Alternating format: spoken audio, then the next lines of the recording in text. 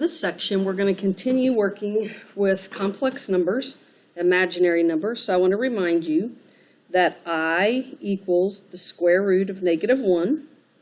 So anytime we see a square root under the radical with a negative, anytime we see a negative under the radical, that puts an I on the outside of the radical. Also, I squared is equal to -1. And we're going to use that a lot today as we multiply and divide complex numbers.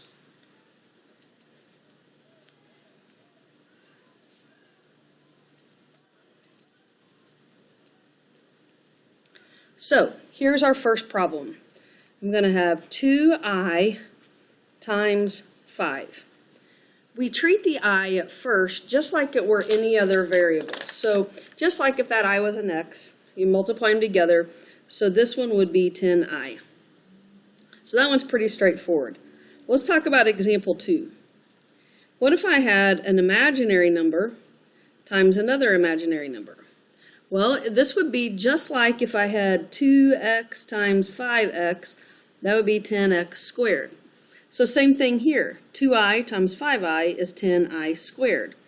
But this time, I squared means something as to where x squared didn't necessarily stand for anything. I squared is the same thing as -1. So anytime I see I squared, I'm going to substitute a -1 in that spot. So now I have 10 times -1, which is -10. Here's a third example. 3i times I times 4i. So let's multiply these together. This times this would be 3i squared. And I squared turns into -1 every time. So 3 times -1 is -3 times 4i. So my answer would be -12i. Let's extend our knowledge then to an expression. 5i times -2 plus I. So here I have an imaginary number times an expression. So I'm going to distribute. So I have -10i, and then 5i times I is 5i squared. And anytime I have I squared, I'm going to change that to -1. So I've got -10i minus 5, because 5 times -1 is -5. Now when you type this in Delta Math, it's probably going to ask you to put this in standard form. So the -5 has to come first, and then the -10i. All right, here's number 5. 7 minus 4i times -1 plus 2i. So on this one, I have two expressions multiplied together. So I'm going to have to do the double distribute. Take 7 times everything over here, and then multiply this. -4 times -1 is plus 4i, and then negative times positive is -8i squared. So since this is I squared, I'm going to change that to -1.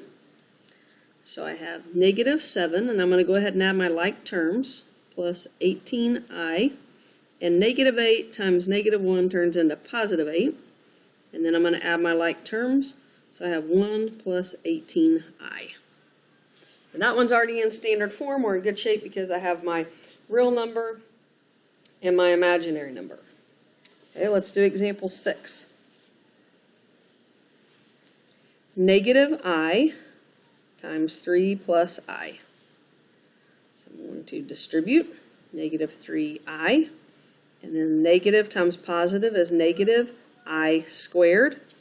And anytime I have I squared, I'm going to cross it off and put -1.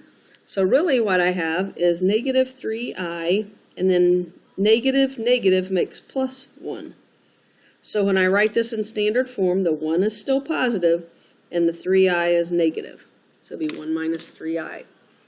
Okay, last example of this kind. 2 plus 3i times negative 6 minus 2i. So I'm going to double distribute.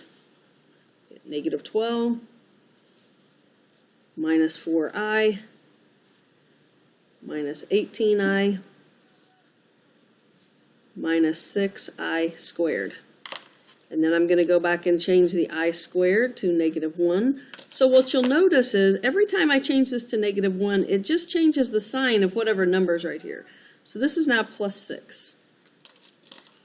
So I have negative 12 and positive 6, which is negative 6. And then negative 4i and negative 18i is negative 22i.